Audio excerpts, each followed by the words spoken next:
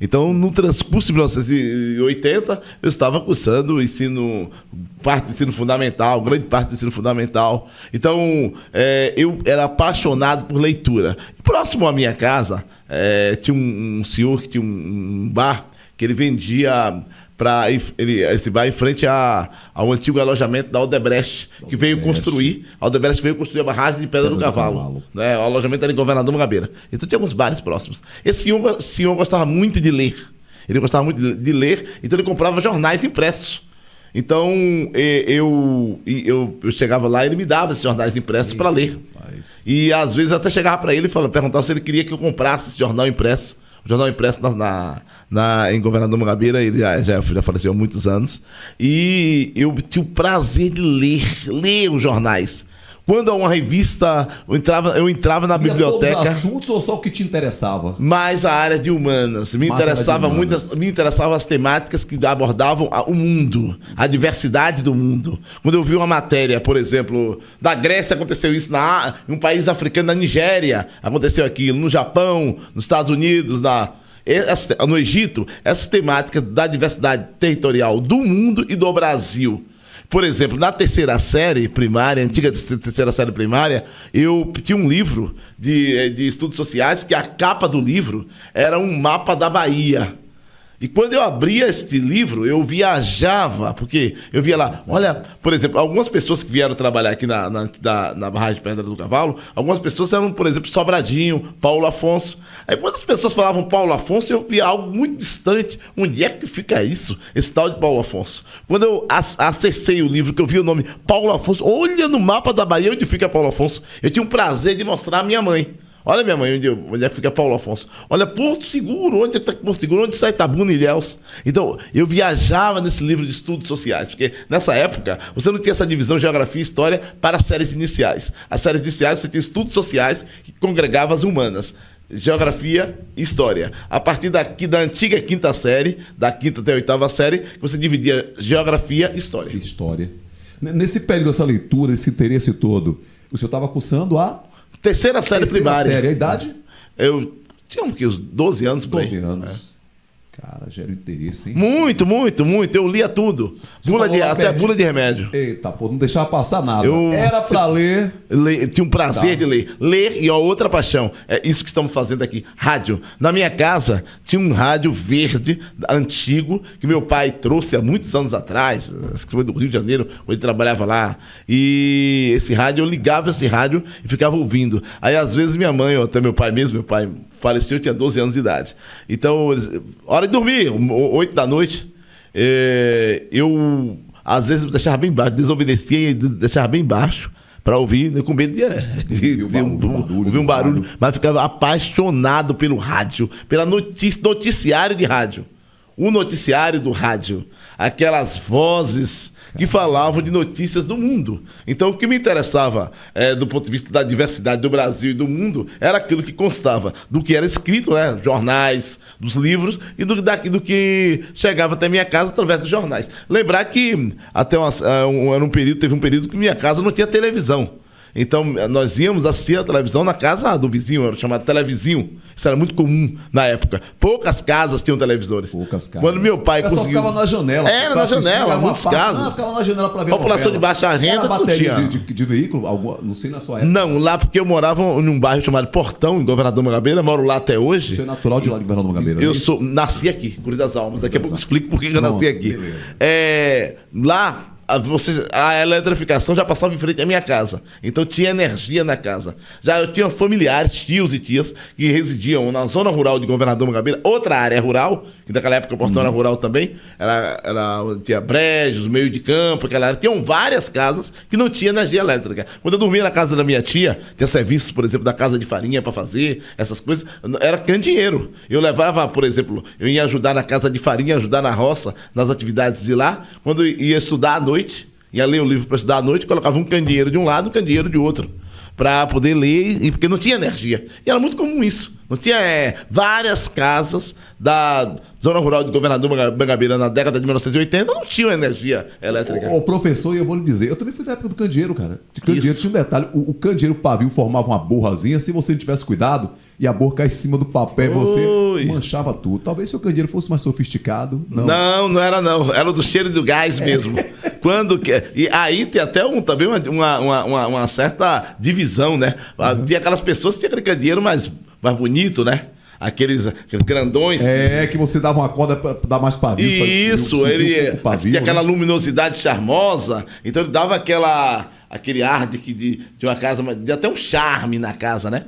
Mas também poucas pessoas. Porque isso aí era um indicativo de quem podia comprar ou não podia. Aí é igual a questão, vamos falar, eu tenho certeza que você vai perguntar sobre festas juninas, é igual as festas juninas. Por exemplo, você entrava em uma casa no período junino, a casa que tinha queijo que não tinha. Aquele queijo culha nas casas, não era tão comum em todas as casas, que era caro. Não tá fácil, bicho, é não caro, imagina naquela época. Então, às vezes, eu lembro-me quando eu era adolescente, entrávamos em uma casa, você via lá um queijo culha lá na mesa, ué, tem queijo aí. Quando alguém viu com um prato com queijo culha, aquela maravilha, porque já era um indicativo de que quem podia não podia comprar.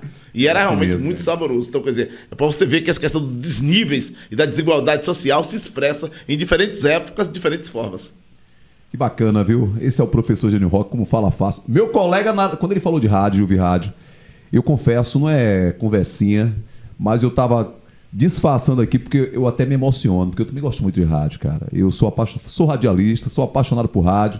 Estamos aqui nessa tecnologia, hoje falando com você, você está com o celular nos vendo, aí eu pelo YouTube, pelo Instagram, mas eu gosto demais de comunicar. Talvez não seja um baita de um comunicador, mas eu gosto do que faço e me entrego o máximo para entregar o melhor que eu tenho para você que nos acompanha, que nos ouve, viu, professor? Eu gosto demais, sou apaixonado. Tem as duas qualidades fundamentais de um bom locutor, de um excelente comunicador, você tem a voz e a oratória, a dicção, a oratória fácil. Então essa questão discursiva é fundamental. Há pessoas que se apaixonam pela questão da comunicação, mas infelizmente não tem uma boa oratória.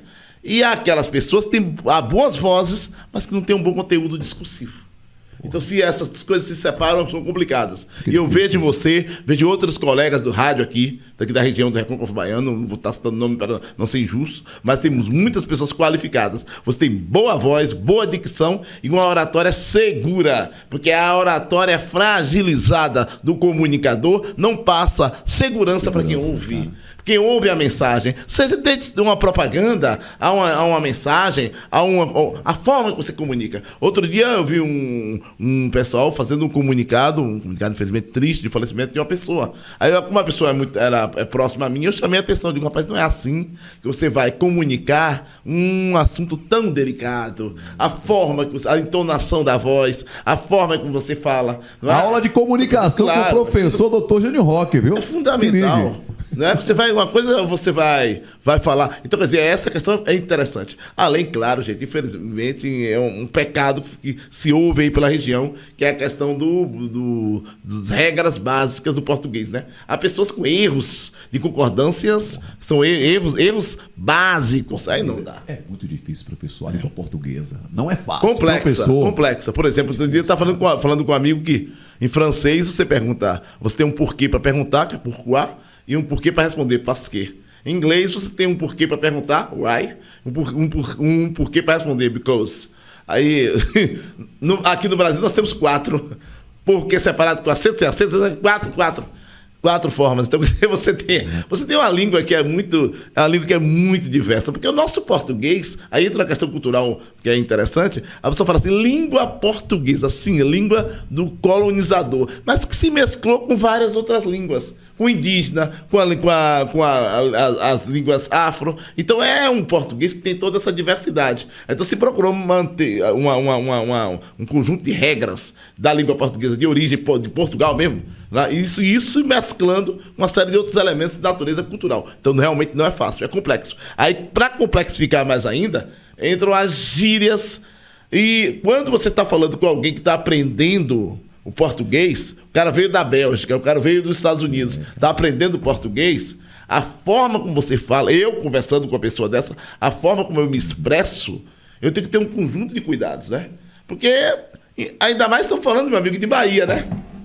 A Bahia... Né? A Bahia tem um lá ele, pô. Lá ele. A Bahia tem um barril. Barril. Você fala com barril, cara, barril coloca pólvora, né? Aqui na Bahia tem um conjunto de significados. O professor Dr. Johnny Rock é barril dobrado, o pessoal diz isso. Então, quer dizer, essa diversidade da fala que muda, inclusive, na própria Bahia. Você vê a forma de Salvador e até em relação ao Recôncavo, as expressões culturais que as pessoas usam de forma geral, né? Por exemplo, até do ponto de vista cultural. Eu me lembro que tinha uns familiares que o cidadão falava assim...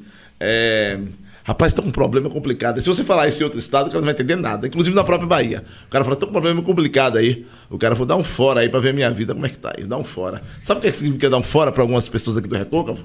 Dar um fora significa ir no terreiro de Candomblé consultar as cartas. O dar um fora significa dar um fora da religião. Porque se o IBGE bater na porta dele e perguntar, você é o quê? Ele católico. Só que aí ele vai lá, manda jogar búzio, manda jogar carta. E aí ele vai dizer pro cara do IBGE que ele é católico. Geralmente é assim. Aí o cara às vezes... evangélico, eu sou evangélico. Quando não é, eu não sou católico. Aí o cara chega no Recôncavo Baiano e conta vários terreiros do Recôncavo Baiano, importantes, culturalmente muito importantes. A Bahia é muito forte com isso aí. Quando o cara vai olhar isso do ponto de vista demográfico, da composição da população, de quem diz exatamente se é do culto de matriz afro-brasileira, ele vai dizer, não, eu sou católico. Então, é isso. Então, aí você mostra como isso se expressa nas falas, no dia a dia, nas falas das pessoas, né? Isso é cultura, né? A cultura se expressa na fala, nas práticas religiosas, na sua diversidade.